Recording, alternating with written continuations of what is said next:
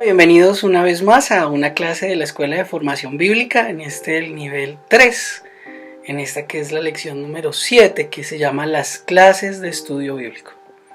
Y bueno, es que hemos dicho que para la preparación de un sermón desde el púlpito no conviene tomar todo un capítulo, sino de pronto un hecho, una parábola o una porción que pueda ser conectada con alguna línea de pensamiento.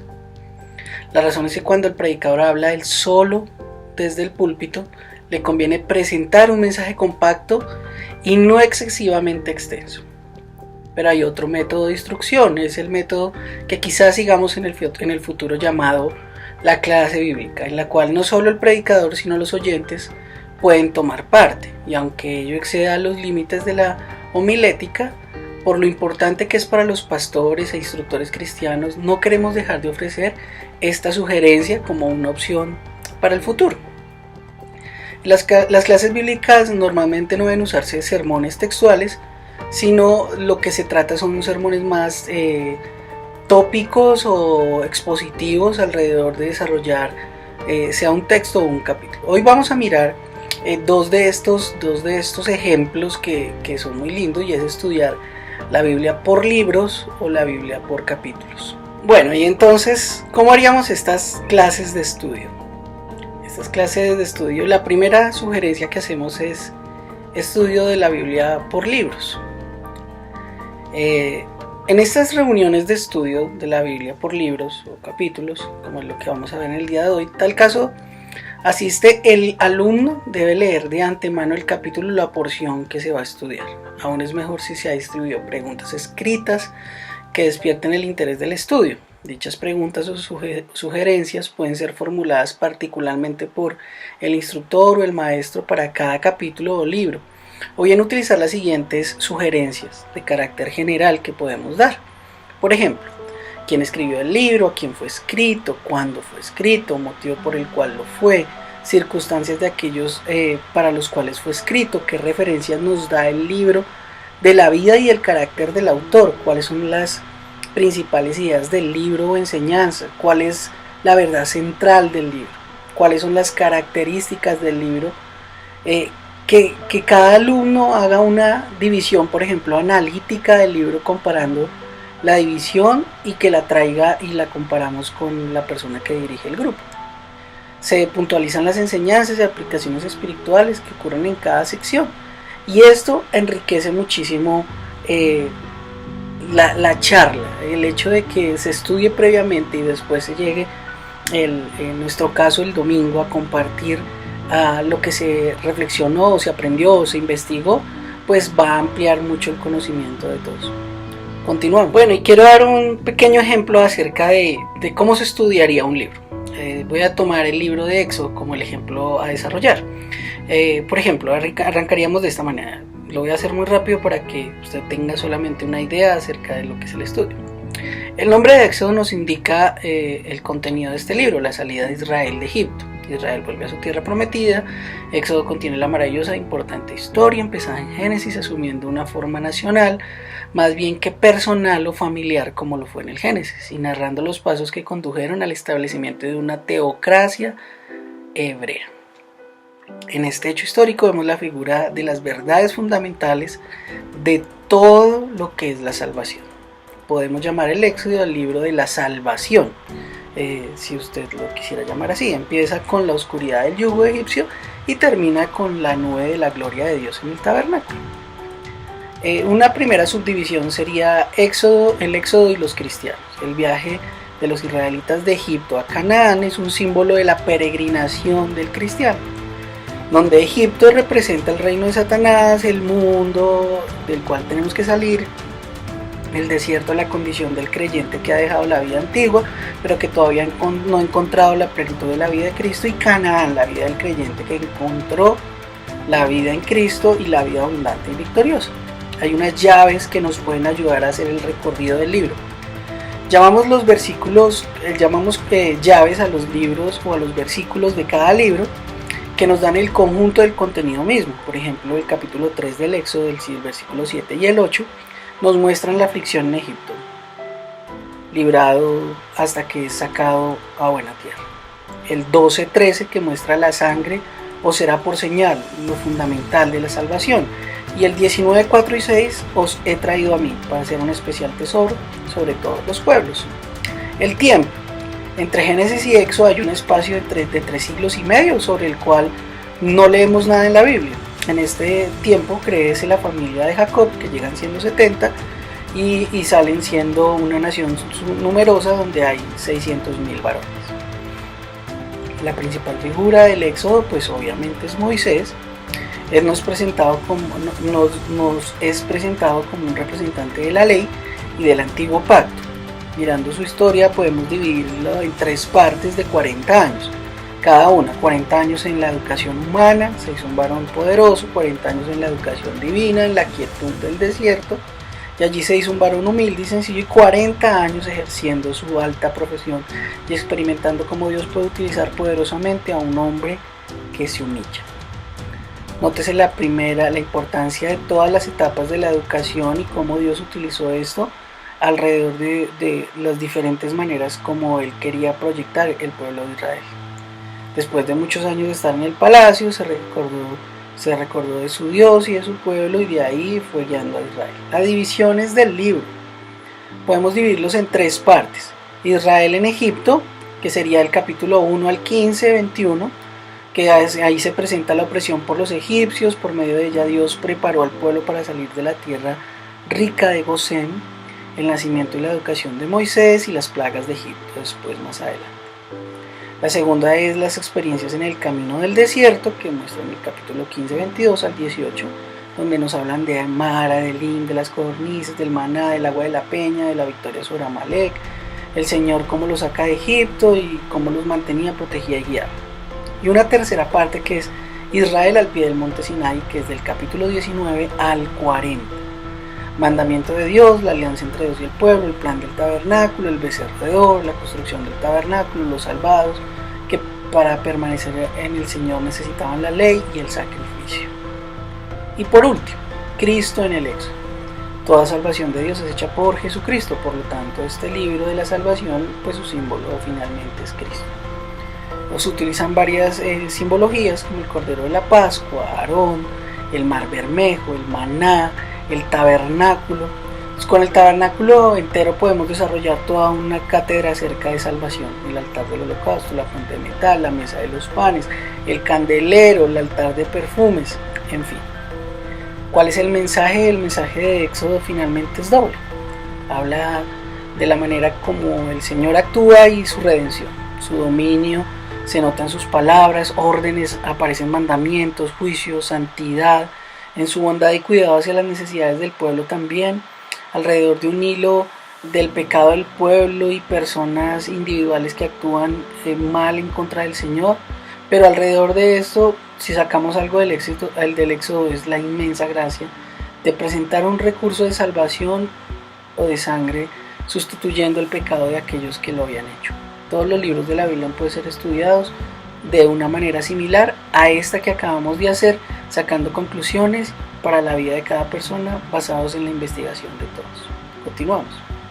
Bueno, espero que hayan entendido más o menos cuál sería la manera como se estudiaría, en este caso dando el ejemplo del Éxodo y todo lo que tiene que ver con la salvación, pero hay algunos errores a evitar. Por ejemplo, hay unos errores que son muy comunes. Es por un lado volver a hacer como un sermón de predicación monopolizado y convertirlo en una clase de seminario con énfasis como el que hicimos hace, o como lo hemos tenido.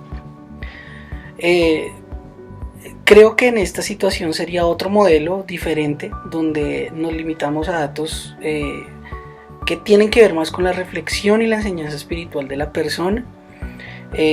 Hacemos un poco más corto y utilizamos lo que podemos en cuanto a datos históricos y cronológicos, analíticos, pero todo esto, si lo utilizamos, lo llevamos sobre todo a la enseñanza espiritual. Es de importancia para todo lo que hacemos en la iglesia que la verdad quede fijada en la mente y sea interesante y efectiva para las personas que escuchan. Debemos llevar nuestro estudio, claro, bajo un contexto histórico, analítico, geográfico, pero lo más importante es cómo la reflexión que da en las personas y en cada cual. Si una de tales cuestiones surgiera de pronto en una clase donde se vuelve muy académica y la persona no comparten sus principios o no comparten lo que están aprendiendo, estamos cambiando este método. Este es lo que se llaman las clases de estudio. Se busca que la gente tenga una participación muy firme y comparta sobre todo lo que Dios le va hablando a medida que se va desarrollando el tema. Aquí no habría una situación de alegar por falta de tiempo, sino que se enfatizaría un punto y se daría el tiempo necesario para lo que se quiera pues sobrellevar o compartir. No debemos dar demasiado tiempo a cosas muy como de tesis y se trata de más bien levantar la condición espiritual de algunas personas. Alguna vez se da un ejemplo alrededor de esto de un joven pastor que llegó al seminario y con el interés de desarrollar y de motivar a la juventud de la iglesia empezó una serie de clases que eran la intención de clases, no va a ser un seminario bíblico, las cuales trataban de deslumbrar a los oyentes y les llenaba tableros y tableros de griego y de hebreo, lo cual destruyó la fe de muchos y desarrolló un modelo de discusiones críticas, lo cual trajo inapropiadas y nefastas situaciones porque pues la situación era que sus escuchas no tenían una condición intelectual y espiritual para poder fijar como estos principios a su vida. Fervorosamente exhortamos a todos aquellos que pues quieran desarrollar este método a que pues eviten tales peligros. La edificación espiritual aquí en este modelo sería lo más importante y no habría unos requerimientos tan claros, tan exigentes de pronto como los que hemos llevado ahorita tratando de desarrollar un seminario bíblico. Este es otro modelo de desarrollo de educación. Continuamos. Bueno, y dentro de esto, como lo dije al inicio, dentro de esto de lo que son las clases de estudio hay otra manera de estudiar y es no por libros sino por capítulos. Tanto más sugestivo que el estudio de este estudio por libros es hacerlo por capítulos, ya que este modo puede entrar con más detalle a cada asunto, no es tan largo. Como quiera que puede repetirse las situaciones entre libro y libro, en esta se buscan verdades que den a un asunto. Esta recomendación es especial, puesto que aquí a lo que se debe tratar de estudiar sobre todo son libros o capítulos de libros que sean doctrinales, con un énfasis de pronto sobre las epístolas o sobre los libros proféticos del Antiguo Testamento. Hay aquí una serie de sugestiones o aplicaciones generales que se pueden dar alrededor de esto. Un ejemplo: lo primero es definir el capítulo, el asunto principal del que se trate, los personajes principales, la verdad doctrina más destacada dentro de ese capítulo, la mejor elección del capítulo que se va a estudiar, el mejor versículo del capítulo que se va a estudiar. Por ejemplo, aquí tenemos una situación y es que es muy común que los asistentes lo estudien obviamente previamente y que inclusive los niños pueden participar de estos estudios. Para personas más adelantadas y con experiencia puede usarse por ejemplo preguntas como para ellos, como para un subgrupo dentro del estudio. Por ejemplo, cite uno por uno los principales hechos del capítulo, señale los errores a evitar, entonces las cosas dignas de imitación, las principales enseñanzas, cuáles de las enseñanzas se consideran, y que ellos puedan desarrollar como una serie de discusiones alrededor de esto, que se declare por ejemplo la verdad doctrinal más profunda del capítulo, que puede leerse dentro de subgrupos, capítulos de 2 o 3 personas con 2 o 3 vertientes que se hayan desarrollado, paralelos, referencias, fechas aproximadas, un bosquejo de pronto del análisis del capítulo, los textos, de pronto qué podría yo sacar de eso para un sermón, señalar las frases o palabras más importantes, puntualizar las lecciones de vida que se pueden encontrar ahí, sobre todo la principal, los lugares o ciudades que se desarrollan y dificultades del capítulo. Esta sería como la manera como se tomaría o como se acogería un capítulo en este método de estudio. Continuamos. Para terminar, vamos a ver unos peligros que tiene estos tipos de método de estudio o las clases de estudio. El principal peligro de las clases de estudio bíblico es que el pretexto de hacer preguntas sobre el texto o exponer verdades aprendidas en el mismo, algunos de los concurrentes se aparten del tema y hagan perder el tiempo con frivolidades que no tienen nada que ver con el tema, por lo que se da la participación de todos. La persona, el director o el pastor que esté dirigiendo esto necesita mucha táctica y firmeza para obligar a concretar y ceñirse en el punto que están. Por eso un método recomendable es hacer que los participantes traigan sus sugerencias por escrito o sus preguntas y usar el director o mantenerlas para la próxima clase o para el final de la clase si les queda un poquito de tiempo. Si pueden hacer un resumen de las mejores y más sugestivas respuestas de cada uno, que los concurrentes se sientan interesados y halagados al observar que se ha hecho caso de sus pensamientos, los cuales son expuestos por el director, el pastor o la persona que dirige el grupo, mucho más concretamente que si cada uno tomara la palabra por sí mismo. Para aportar más interés a la reunión puede el predicador sugerir la exposición verbal de algunas posiciones que cada uno haya sacado o notado el valor o el interés que haya mostrado alguna persona más que otra. Se ha dicho con razón que esto es una cosa muy relevante en lo que hemos querido desarrollar con la Escuela de Formación Bíblica, y es que el pastor, la necesidad de nosotros como pastores hacer que las personas estudien la Biblia. No es tanto que nosotros la busquemos, sino tratar de buscar que otros la estudien y la estudien bien. Los grandes discursos desde el púlpito aportan mucha luz, sin duda, y dan mejor comprensión a los oyentes acerca de las verdades bíblicas. Son necesarias las prédicas, pero no estimulan suficiente al estudio personal. La gente cuando se le pone a profundizar, la gente va aprendiendo inclusive más. Logrado por el arte y la elocuencia, se sienten por lo general los oyentes incapaces de estudiar la Biblia, que es algo de lo que nosotros hemos estado viviendo, como de pronto lo ha hecho otra persona que está adelante, o el predicador, o el pastor, o el líder.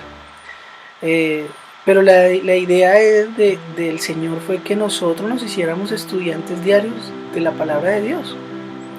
Aunque la predicación desde el púlpito es siempre un medio indispensable de enseñanza de acuerdo a lo que el Señor dejó, y es bueno también para ganar inconversos, las clases de estudio estimulan más al don de cada cual y fomentan de un método extraordinario la vida espiritual de cada persona. Por eso es muy recomendable las escuelas de formación bíblica, las clases de estudio como es este otro modelo que estoy presentando, porque harán que la gente crezca y madure de una manera individual. Dios les bendiga, espero haberles ayudado con una clase más, en este caso las clases de estudio. Dios les bendiga, es un privilegio para mí servirles. Dios les bendiga. Bye.